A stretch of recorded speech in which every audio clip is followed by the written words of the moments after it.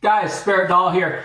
Guys, I just wanted to share a very sad but meaningful and enlightening story here about a conflict that I've had with the local gun store here in my city. Okay, so guys, I have been a very, very loyal customer over the years to a certain gun store here in my city.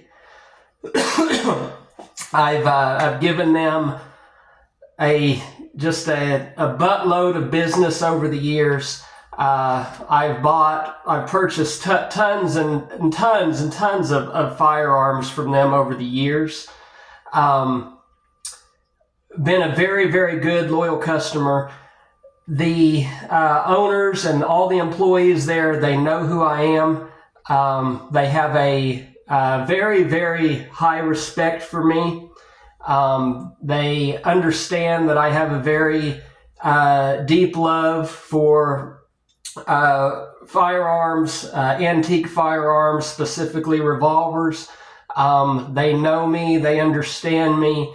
They have appreciated my business. They've always been very loving and kind and gentle to me and have gotten me what I've needed. If they haven't had it, then they've made a special order for it.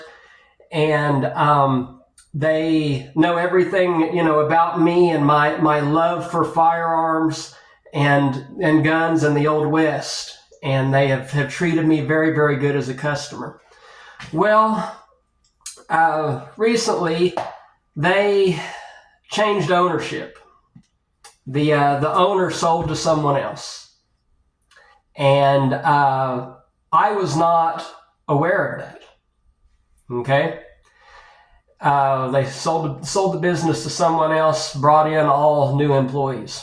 Well, I went up there one day, as usual, went into the entrance of the store, and as soon as I walked into the entrance, I was approached from behind by an employee that I've never seen before. It was a short, fat man, a short, fat ass with tattoos all over his neck. And he came to me from behind, and he said, "You can't be here. You're a drug dealer. You're a drug lord. You're a drug lord. You cannot be here. You must leave immediately." And the entire store pretty much went silent. There were quite a few customers in the store when he said that, and I looked at him and I said, "Excuse me? Excuse me?" And he said the exact same thing. You're a drug lord. You're a drug lord. You cannot be in here for any reason. You're a dealer. You're a drug lord. You have to leave. So I didn't know what to do. I said, "Where's Sid? I want to speak with Sid. I would like to speak with Sid about this issue." Sid was the old floor manager there. Really nice guy, drove a motorcycle, knew me personally, a lot of respect for me. They responded and they said, we don't like Sid. We got rid of Sid. We fired Sid. Sid's not here anymore." I said, "Oh, okay. What about Zach? Can I speak with Zach about this matter?" Zach was in the National Guard. He was military, and he worked there part-time when he wasn't doing his duties at the National Guard, and he ran surveillance. He worked the surveillance cameras in the gun store. And they said, "No, we don't like Zach. We don't like Zach's schedule. Zach's National Guard schedule. We didn't like that, so we let him go. We got rid of Zach."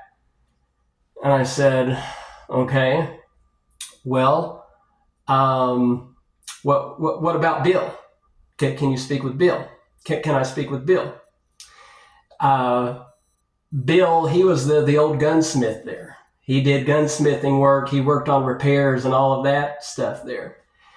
I've known Bill since the day they opened. I've known Bill for 25, 30 years. And they said, well, Bill had a heart attack and died. But Bill had a heart attack. We're going to let him go. We didn't like Bill, but Bill had a heart attack and died. So it just worked itself out naturally. We didn't have to fire him. It worked itself out naturally. And I said, okay, well, I need to speak with some type of a manager or some type of a higher up person in authority about why this person is approaching me from behind, saying that I'm a drug lord and that I am some type of a narcotics administrator or a cartel administrator of some sort. Why is he doing that? So this other guy, tall guy with the goatee, he said, I'm a manager, and I don't know you. I'm the new manager here. This is a totally brand new staff, and you must leave. You must follow the orders of my employee, and you must leave the store immediately. So, it's their store, their rules. I left, very, very upset, distraught, did not know what to do. Why this bothered me, guys, is because all of the money that I had spent there over the years just felt like it was down the drain. I felt betrayed. I felt disgusted in my stomach. I felt disgusted because it was uncalled for. What happened to me in there was uncalled for. And I couldn't figure out why. I couldn't figure out why that person came to me and said that. And I decided to call. I went on to bed. Never didn't sleep at all that night. I called the store the next day and requested to speak to the new owner of the store. They gave me the new owner's cell phone number, and I called him on the phone. I spoke with him for over an hour on the telephone, telling him pretty much my life story. I told him who I am.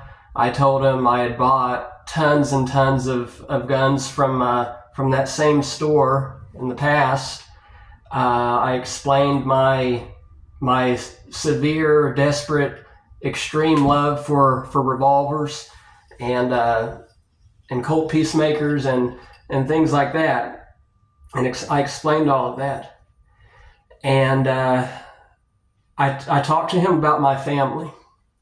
I talked to him about my mother. I talked to him about my grandfather. I talked to him about being raised in a pro-gun home and in a pro-gun family. And I explained all of that for over an hour. And how, we used to travel all over, to all these different gun shows all over the place and all over the world. And I talked to him about my college, my very last college in Colorado. I told him that I was living in Colorado when they were in the midst of legalizing marijuana. And I told him that at that time, I was against the legalization of marijuana. And I was even kind of an activist against it. And I told him, to this day, I'm still against it. And I told him about my athletic background and my athletic ability. And I explained to him that athletes and runners, distance runners, typically don't, as a rule of thumb, they're really not involved in alcohol and drugs. They're usually not drug abusers and drug users and stuff like that, because it hurts their running, right? Well, after speaking to him for an hour, he did listen to what I had to say, but he said, well, that's a nice story, but you know what? You're only one customer. You're only one customer. I'm going to have tons and tons of new customers. Losing you won't make a difference. Losing one customer won't make any difference. And he basically told me to go to hell and hung up the phone. So guys, this incident happened one year ago today. It's been 1 year. For the last year, I have lost a lot of sleep over this. I've had a lot of nightmares over it. I've been up all night, every night, asking myself, why? Why did this happen? Who is this person? Why does their employee think that I am involved in narcotics? Why did he come to me calling me a drug lord? He didn't say I was a user. He called me a dealer. And it doesn't make any sense, guys. I've been trying to figure out. I've pretty much driven myself loony over why did that happen? Why did he do that? The answer to the question, guys, is that there is no answer. Okay? The answer to the question is this was just a random asshole wanting to be mean to somebody that he doesn't know. That's all it is. It's just a random asshole that wanted to pick on somebody that happened to have a job there. But he abused and committed aggravated assault on a very, very loving, long-term customer. And they don't understand that, and they don't care. You know, that day, guys, I was dressed very normal. I wasn't dressed like some Miami Cuban cocaine dude. I was just me. I was going in there like I always do. So the point is, guys, is that sometimes people do things that don't make any sense. And their actions hurt others. And they hurt other people. And yeah, I guess that's why it's called crime, is because crime doesn't make any sense. It's something that shouldn't happen. It's something that has gone on, that somebody has done that doesn't make any sense. Now, what I do know is this. The side of town that this store is on is kind of iffy. Okay? I'm sure that they do get a lot of people in there that are high on drugs, using drugs, selling drugs, whatever. I'm sure that they get that.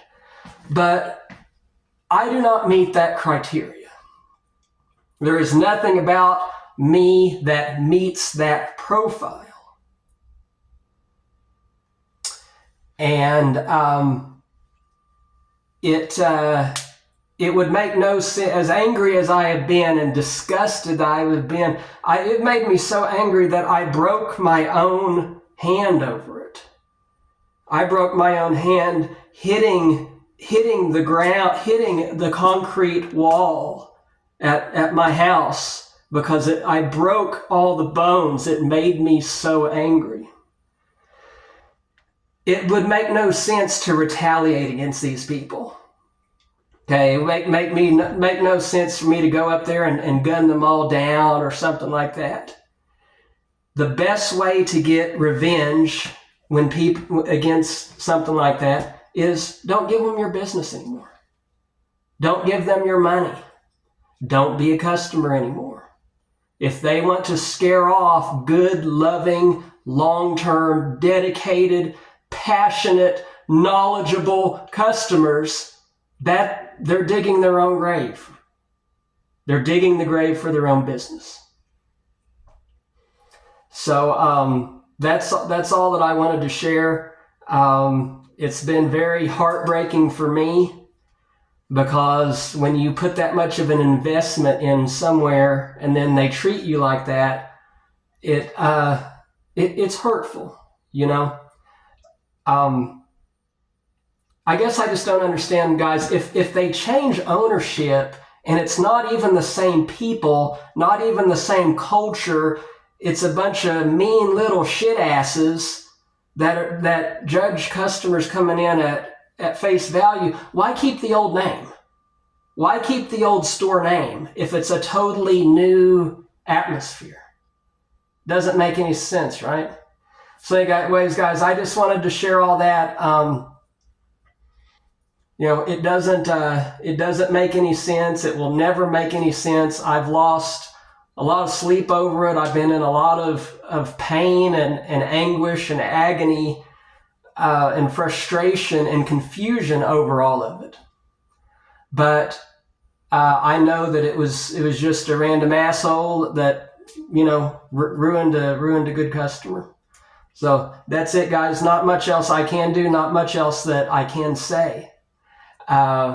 Finally, guys, if you're having a bad day, or you're mad at Trump, mad at your finances, mad at whatever, that's still no logical excuse to be mean to somebody.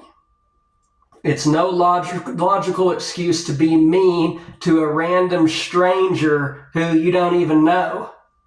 I mean, other than being mean to somebody, what are you getting out of it? Okay? It's not their fault. They don't even know you. He doesn't even know me. It's just some random asshole that wanted to be mean to somebody. So no matter how bad your day is going, it's just not right to take it out on random people that you don't even know. Because for all you know, they could be collectors. And they could be gun collectors that have a very, very, very long history with the gun world, and that could teach you a lot if you would ever just stop and listen to what they have to say. Not much else I can do, guys, but keep rocking out, guys. I am rocking with Rock 100.5, the cat. Best believe it.